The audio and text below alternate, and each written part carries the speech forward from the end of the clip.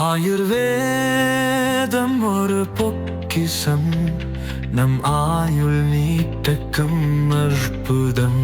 Doctor Srivarma's.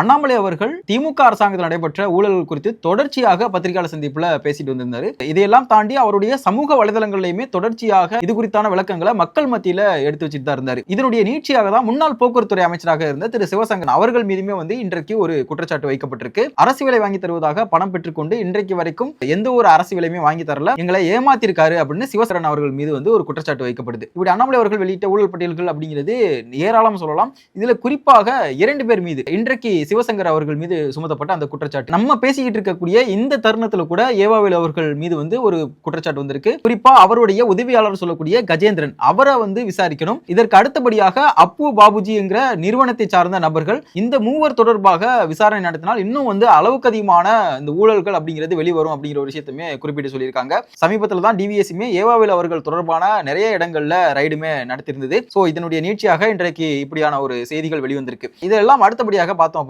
Sivasankar அவர்கள் மீது குறிப்பாக 2021 முதல் 2026 வரையிலான போக்குவரத்துறை அமைச்சராக பதவி வகித்த திரு சிவசங்கர் அவர்கள் மீது இன்றைக்கு தான் இந்த குற்றச்சாட்டு வருதா அப்படின்னு கேட்டா கிடையாது. இங்க ஊடகங்கள், மக்கள் எல்லாருமே கவனிக்க தவறிய விஷயம் என்ன அப்படின்னு கேட்டா, அண்ணாமலை அவர்கள் அன்றைக்கு எண்மண் எண்மக்கள் யாத்திரை பயணத்தின் பொழுதே அவருடைய சமூக வலைதளங்கள்ல ஒரு பதிவிட்டிருந்தாரு. சிவசங்கர் அவர்கள் மிகப்பெரிய அளவுல ஊழல்ல ஈடுபட்டு இருக்காரு, 2000 கோடி அளவுக்கு ஊழல் நடைபெற்றிருக்கு அப்படிங்கிறத அவருடைய சமூக வலைதளங்கள்ல பதிவிட்டிருந்தாரு. அந்த பதிவை நான் ஒரு தடவை ரீகால் பண்ணணும்னு நினைக்கிறேன். அரியலூர் மாவட்டத்தைச் சேர்ந்த போக்குவரத்து துறை அமைச்சர் சிவசங்கர் துறையில் இதுவரை நடைபெற்றுள்ள ஊழல் மட்டும் 2000 கோடி ரூபாய். தமிழகம் முழுவதும் உள்ள அமைச்சரது ஆட்கள் மூலமாக கமிஷன் வசூலித்து கோபாலபுரத்துக்கு கப்பம் கட்டி வருகிறார். பதிலுக்கு அவர் மனைவி நடத்தி வரும் கருத்தரிப்பு மையத்தின் விளம்பர பலகைகளை அரசு பேருந்துகளில் வைத்துக் கொள்கிறார். Senthil Balaji cash for job scam அமைச்சர் என்றால் சிவசங்கர் கேஷ் ஃபார் டிரான்ஸ்பர் அமைச்சர். வாகன ஆய்வாளர் பதவிகளுக்காக 30 லட்சம் முதல் 1 கோடி ரூபாய் வரை வசூலிக்கப்படுவதாக லாரி உரிமையாளர்கள் சங்கம் குற்றச்சாட்டியுள்ளது. நெடுஞ்சாலைகளில் உள்ள உணவகங்களில் அரசு பேருந்துகளை நிறுத்துவதற்கான டெண்டரில் ஊழல் நடைபெற்றுள்ளதாகவும் போக்குவரத்து துறை அமைச்சர் எஸ் சிவசங்கர் மீது புகார் உள்ளது. அவருடைய சமூக வலைதளத்திலே பதிவிட்டிருந்தார். அப்போ சிவசங்கர் அவர்கள் மீது இன்றைக்கு இந்த குற்றச்சாட்டு அப்படிங்கிறது 3 ஆண்டுகளுக்கு முன்னதாகவே அண்ணாமலை அவர்கள் இந்த ஊழல் அப்படிங்கிற ஒரு விஷயத்தை வெளிக்கொண்டு வந்திருந்தாரு. ஆனால் பெரிய அளவுல அன்றைய காலகட்டங்களில் திமுக செய்தி ஊடகங்களை ஒரு ஆக்டோபஸ் மாதிரி ஆக்கிரமிச்சு வச்சிருந்ததுனால இந்த செய்திகள் எல்லாமே பெரிய அளவுல வெளிவர விடாம வச்சிருந்தாங்க. ஒரு பெரிய அளவுல ஊடக விவாதம் கிடையாது, இதை பற்றியான பேசுபொருள் கிடையாது, ஒரு சின்ன நியூஸ் கூட வெளியில வராத அளவுக்கு திமுக அன்றைய காலகட்டங்கள்ல செய்தி ஊடகங்களை சிறைப்பிடிச்சு வச்சிருந்தாங்கன்னே கூட சொல்லலாம். ஆனால் இன்றைக்கு இது கொஞ்சம் கொஞ்சமாக மக்கள் மத்தியில தெரிய ஆரம்பிச்சிருக்கு. இது அண்ணாமலை அவர்களுக்கு ஒரு வகையில கிடைத்த வெற்றின்னு கூட சொல்லலாம். இது அண்ணாமலை அவர்களை மக்கள் மத்தியில இன்னும் அவருடைய இமேஜை அடுத்த கட்டத்தை நோக்கி எடுத்து செல்லும். இதையெல்லாம் தாண்டி இன்னொரு புறம் பார்க்கும் பொழுது அதிமுக அப்படிங்கிற ஒரு கட்சி இதையெல்லாம் எதிர்த்து குரல் கொடுத்துச்சா அன்றைய காலகட்டங்கள்ல அப்படின்னு கேட்டா கிடையாது. அல்லது எதிர்கட்சிகளா வச்சு செயல்பட்டாங்களா கிடையாது. அப்ப என்னதான்ப்பா பண்ணிட்டு இருந்தாங்க அப்படின்னு கேட்டா அவங்க கட்சிக்குள்ள சண்டை போட்டுக்கிட்டு இருந்தாங்க எடப்பாடி பழனிசாமி அவர்கள். அததான் இன்றைக்கு, அதாவது 2026 தேர்தல் முடிந்தாலும் கூட இன்றைக்கு வரைக்கும் எடப்பாடி பழனிசாமி அவர்கள் அதே ஒரு மனநிலையோட தான் இருக்கிறார். ஆளுங்கட்சியை நோக்கி ஒரு கேள்விகளை வைக்குமான்னு பார்த்தா அதுவும் கிடையாது. அவங்க கட்சிக்குள்ளே அவர் சண்டை செஞ்சுக்கிட்டு இருக்காரு திரு எடப்பாடி பழனிசாமி அவர்கள். அப்படி என்னப்பா சண்டை போயிட்டு இருக்கு அப்படின்னு கேட்டா, எஸ்பி வேலுமணி அவர்கள் முன்னாள் அமைச்சர், ஏறத்தாழ 4 முறை எம்எல்ஏவா இருந்திருக்காரு. பேரூர் தொகுதி எம்எல்ஏவாகவும், தொண்டாமுத்தூர் தொகுதியில 3 முறை எம்எல்ஏவாகவும், இதுல 2 முறை அமைச்சர். ஜெயலலிதா அவர்களுடைய இறப்பிற்கு பிறகாக எடப்பாடி பழனிசாமி அவர்கள் பொதுச் செயலாளராக வந்ததற்கு பிறகாக அவர் தலைமை நிலைய செயலாளர் அப்படிங்கிற ஒரு பதவியை வச்சிருந்தாரு. கோவை புறநகர் தெற்கு மாவட்ட செயலாளர் பதவியுமே அவர்கிட்ட இருந்தது. ஆனால் இதற்கு பிறகாக தான் மிகப்பெரிய ஒரு ட்விஸ்ட் நடந்தது.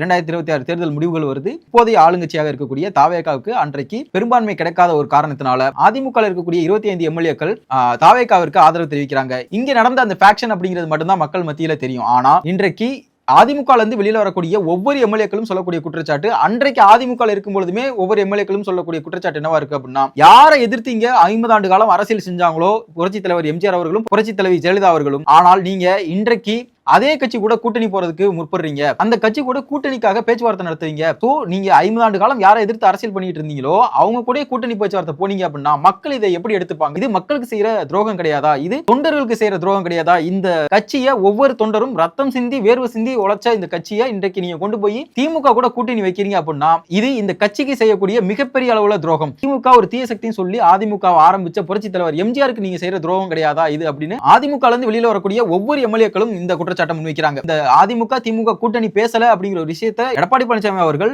மறுப்பார் அப்படின்னா அன்றைய காலகட்டங்கள்ல குறிப்பா இந்த ரிசல்ட் அதாவது தேர்தல் முடிவுகள் வெளிவந்த ஓரிரு நாட்கள்ல நிறைய பத்திரிகையாளர்கள் இரவோடு இரவாக வீடியோ போட்டாங்க. குறிப்பா ஒரு பத்திரிகையாளர் இரவுல கார்ல பயணம் பண்ணிட்டு இருக்காரு. அந்த கார்ல பயணம் பண்ணிட்டு இருக்கும் போதே வீடியோ போறாரு. டோன்ட் டூ திஸ், அதாவது இதை பண்ணாதீங்க, இதை பண்ணீங்க அப்படின்னா உங்களுடைய அரசியல் எதிர்காலம் அப்படிங்கிறது பெரிய அளவுல கேள்விக்குள்ளாகும் அப்படிங்கிறத குறிப்பிடாரு. அப்போ இந்த பேச்சுவார்த்தை அப்படிங்கிறது நடக்கலைன்னு எடப்பாடி பழனிசாமி அவர்களால் முற்றிலுமாக மறுக்க முடியாது. டி வி சண்முகம் அவர்கள் ஒரு பத்திரிகையாளர் சந்திப்புல குறிப்பிட்டாரு, நான் என் புள்ள மேல சத்தியம் பண்றேன், நான் இந்த மாதிரி எந்த ஒரு பேச்சுவார்த்தையும் நடத்தல, ஆனா நீங்க பேச்சுவார்த்தை நடத்தல சத்தியம் பண்ண முடியுமான்னு கேட்கிறாரு. இதற்கெல்லாம் எதற்குமே பதில் சொல்லாத திரு எடப்பாடி பழனிசாமி அவர்கள் இன்றைக்கு கட்சியை விட்டு போற எல்லாரையும் துரோகியின் பட்டம் கட்டிட்டு இருக்காங்க. இவங்க இப்படி ஒவ்வொரு ஆட்களையும் துரோகின்னு சொல்லி பட்டம் கட்டி வெளியில அனுப்பின ஆட்கள் இன்றைக்கு ஏராளம். அவங்க எல்லாரும் இன்றைக்கு சட்டசபையில எம்எல்ஏக்களாகவும் அமைச்சர்களாகவும் சபாநாயகர்களாகவும் உட்கார்ந்திருக்காங்க. ஆனா இன்றைக்கு அதிமுக எந்த நிலைமையில இருக்கு அப்படின்னு நம்ம கொஞ்சம் திரும்பி பார்த்தா தெரியும். இதையெல்லாம் தாண்டி இன்றைக்கு எஸ்பி வேலுமணி அவர்கள் பேசின அந்த ஒரு காணொலி அப்படிங்கிறது சமூக வலைதளங்கள்ல வைரல் ஆகுது. அதிமுக பற்றி பேசுவதற்கு முதற் காரணமே இந்த காணொலி அப்படிங்கிறது வைரலானதுதான்.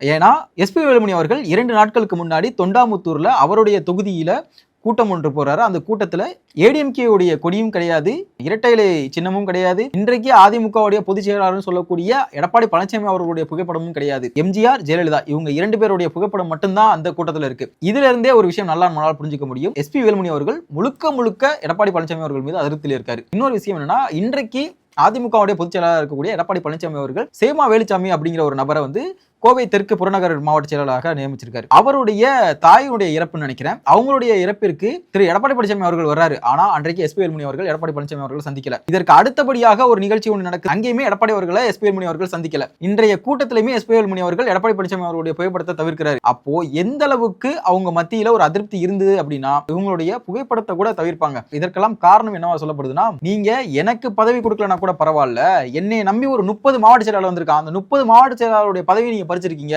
ஆனால் நீங்க எனக்கு மட்டும் துணை பொதுச் செயலாளர் அப்படிங்கிற ஒரு பதவியை கொடுத்தீங்கன்னா என்னால எப்படி ஏத்துக்க முடியும்? என்னை நம்பி வந்த 30 மாவட்ட செயலாளருடைய பதவியை பறிச்சுட்டு என்னால மட்டும் எப்படி பதவி சுகத்தை அனுபவிக்க முடியும் அப்படிங்கிற ஒரு கேள்வியை முன்வைக்கிறாரு.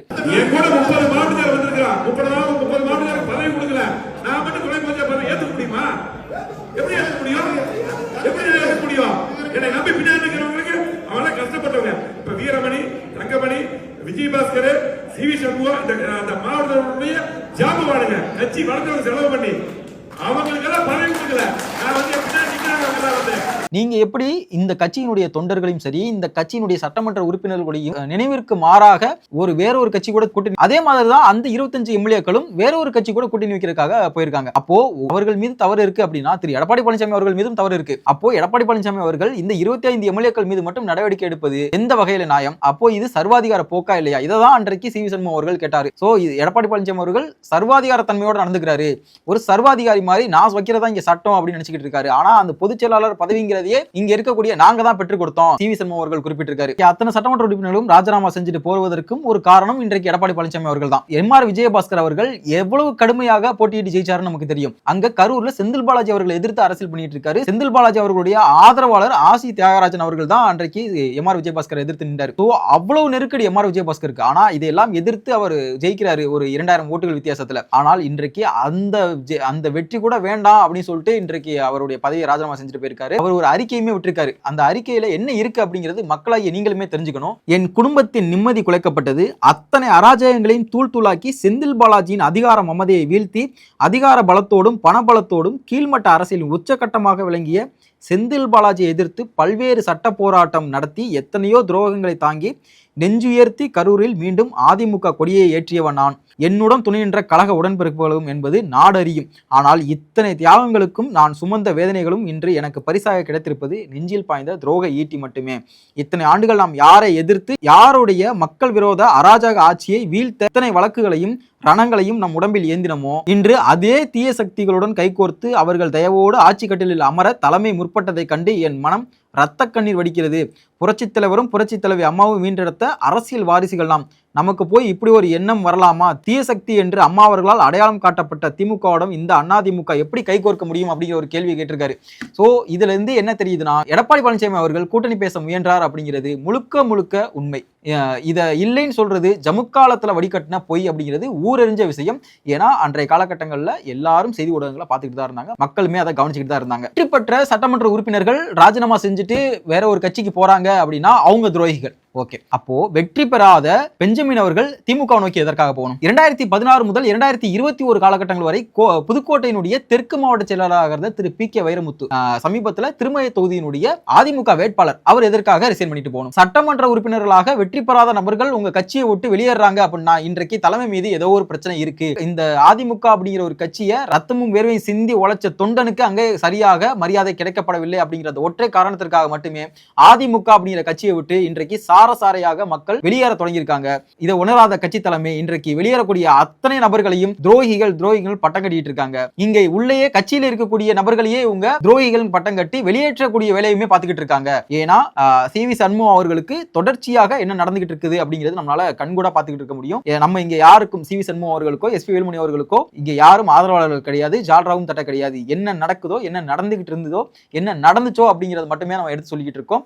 அதிமுக அப்படிங்கிற ஒரு கட்சி தமிழகத்தை இத்தனை ஆண்டுகள் ஆண்ட கட்சி, ஜெயலலிதா அவர்கள் இருக்கும் பொழுது ஒரு ராணுவ கட்டுப்பாடோடு இருந்த ஒரு கட்சி இன்றைக்கு அதல பாதளத்துக்கு கொண்டு போயிட்டு இருக்காரு திரு எடப்பாடி பழனிசாமி அவர்கள். அதிமுக சார்பாக திருமங்கலம் தொகுதியில போட்டியிட்ட ஆர்பி உதயகுமார் அவர்கள் 3 முறை ஆர்பி உதயகுமார் அவர்கள் திருமங்கலம் தொகுதியில போட்டிட்டு வெற்றி பெற்றிருக்காரு.